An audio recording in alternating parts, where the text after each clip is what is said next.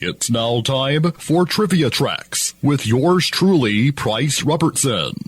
This episode of Trivia Tracks is brought to you by ProMed Ambulance Services and Beth Smith at Edward Jones. This famous star of ventriloquism held a Guinness World Record for the most tickets sold for a stand-up comedy tour. Jeff Dunham has been called America's favorite comedian by Slate. And according to Pollstar, he is the top-grossing stand-up act in North America and among the most successful acts in Europe as well. Dunham has been credited with reviving ventriloquism and doing more to promote the art form than anyone since his idol Edgar Bergen.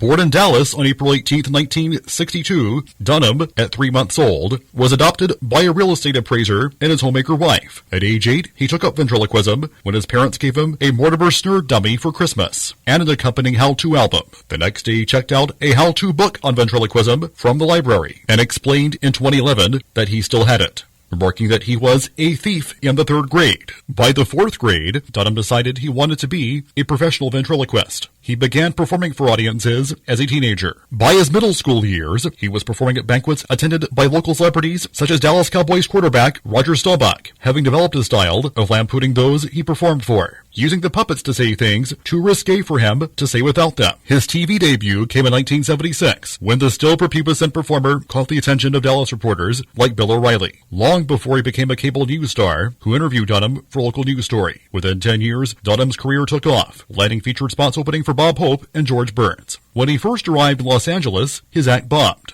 Dunham attributes this initial reaction to his underdeveloped comedy, explaining that while the characters' personalities were developed at that point, his jokes were not. At the suggestion of a comedy club owner, Dunham reinvented his act, moving away from his G-rated material toward edgier, more adult themes.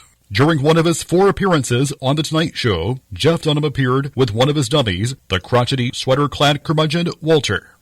When his parents disapproved of a salty joke made at Ed McMahon by Walter, Dunham would toil in obscurity for another 12 years, continuing his act at venues such as the Improv chain, finding some acting work on TV, and appearing with Walter in a TV commercial for Hertz. His frequent TV appearances, including one on Hot Country Night in 1991, helped make Dunham a large theater headliner, a rare accomplishment for a ventriloquist. Even while he refocused on the comedy club circuit, this exposure put a strain on his marriage to his wife Paige, whom he married in 1994. The two divorced in 2008. In 2012, Dunham married his second and current wife Audrey. Besides Walter, Dunham's other creations include Ahmed the Dead Terrorist, Bubba J, Peanut, and Jose Jalapeno on a stick. In addition to building the dummies he uses in his act, Jeff Dunham also restores antique ones as a hobby. Other pastimes of his include building and flying his own kit helicopters, a passion since childhood. Till next time, I'm Price Robertson.